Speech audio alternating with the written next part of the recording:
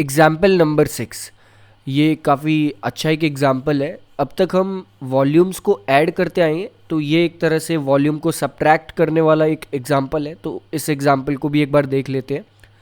सबसे पहले हम इस एग्ज़ाम्पल की स्टेटमेंट पढ़ते हैं, वो क्या दी हुई है। स्टेटमेंट में ये कहा हुआ है, जो ये क्वेश्चन है हमारे पास, उसमें ये कहा हुआ है, a juice seller was serving his customer using glasses as shown in figure. यहाँ पर एक फिगर में एक ग्लास दिखाया गया है। इस टाइप के ग्लास में एक जूस सेलर अपने कस्टमर को जूस सर्व करता है।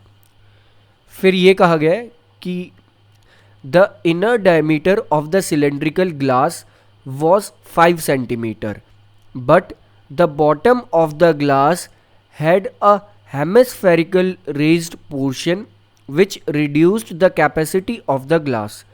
If the height of the glass was 10 centimeter, find the apparent capacity of the glass and its actual capacity. Use pi equal 3.14. तो बहुत एक सिंपल क्वेश्चन हमें यहाँ पर गिवन है।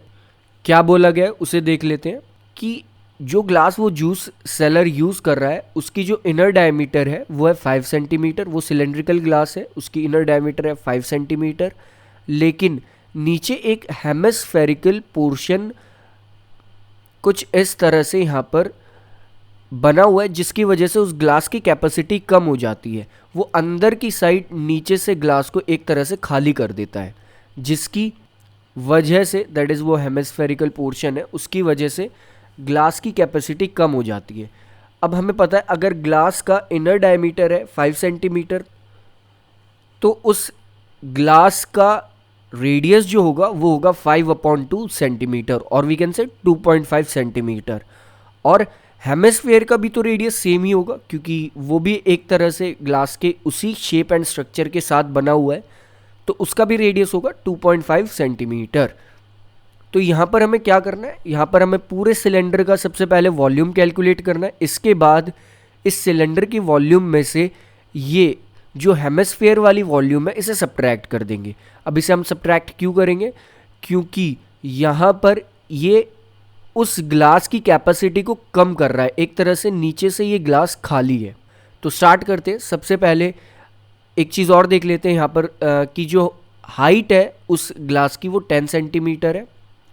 तो सारी यूनिट्स को हम अभी फ़िलहाल सेंटीमीटर में ही रखेंगे और उसी का यूज़ करके यहाँ पर सारी चीज़ें फाइंड करेंगे।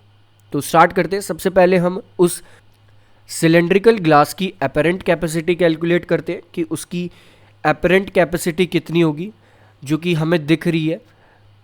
तो वो होगी pi r square h, that is pi हमें पता है यहाँ पर 3.14 के इक्वल है, आर रेडियस है 2.5 एंड हाइट है 10 सेंटीमीटर।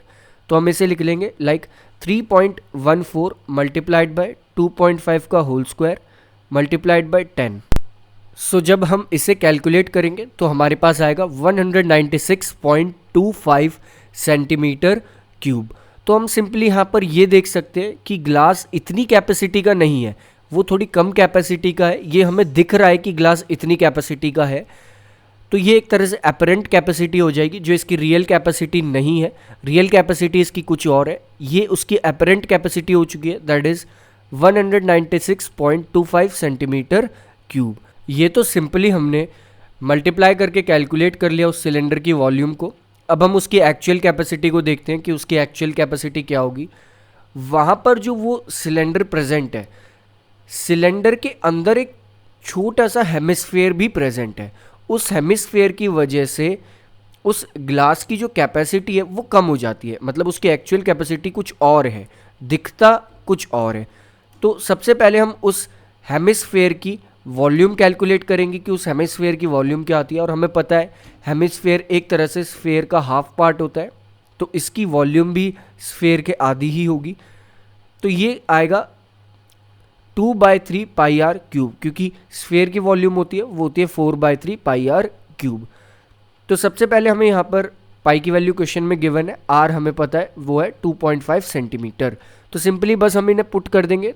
तो हम इसे कुछ ऐसे लिखेंगे like 2/3 multiplied by 3.14 multiplied by 2.5 का होल क्यूब। और जब हम इसे सॉल्व करेंगे तो हमारे पास आएगा 32.71 सेंटीमीटर क्यूब। तो एक तरह से ये उस हेमिस्फेयर की वॉल्यूम है। अब हमें एक्चुअल कैपेसिटी चाहिए, तो हमें उस सिलेंडर की और वी कैन से उस ग्लास की वॉल्यूम में से इसे ज़रूर सब्ट्रैक्ट करना होगा, और जब हम इसे सब्ट्रैक्ट कर देंगे तो हम उस ग्लास की एक्चुअल कैपेसिटी के पास होंगे, और वी कैन से हम उस ग्लास की एक्चुअल कैपेसिटी पता कर चुके होंगे। तो स्टार्ट करते हैं सिंपली। बस यहाँ पर एक सिंपल सा सब्ट्रैक्शन है, लाइक 196.25 माइनस 32.71 सेंटीमीटर क्यूब। तो हमारे पास आ जाएगा 163.54 सेंटीमीटर क्यूब। इससे पहले के जो भी एग्जाम्पल्स थे उसमें हमने एक तरह से वॉल्यूम को ऐड करा था, यहाँ हमने वॉल्यूम को सब्ट्रैक्ट करा। तो कॉम्बिनेशन का ये मतलब नहीं है कि हम सिर्फ वॉल्यूम को ऐड ही करते रहेंगे, वो क्वेश्चंस और क्वेश्चंस की लैंग्वेज और वी कैन से कंडीशंस पर डिपेंड करता है कि हम वॉल्यूम के साथ किस अकॉर्डिंग सारी चीज़ों को परफॉर्म करें। क्या हम ऐड करें वॉल्यूम्स को अलग अलग सॉलिड्स की, या फिर उन अलग अलग सॉलिड्स की वॉल्यूम को सब्ट्रैक्ट करें, ये डिपेंड करता है कि क्वेश्चन में क्या गिवन है। तो मेन चीज़ अब भी यही है कि हमें क्वेश्चन बहुत ध्यान से पढ़ना है और उसके अकॉर्डिंग फिर आंसर देना है, क्योंकि यहाँ पर कॉम्बिनेशन ऑफ सॉलिड्स में कुछ भी नया नहीं है, वही सारी चीज़ें हैं, फॉर्मूले भी वही यूज़ हो रहे हैं, बट जो लैंग्वेज है क्वेश्चन की उस पर वो क्वेश्चन डिपेंड करेगा।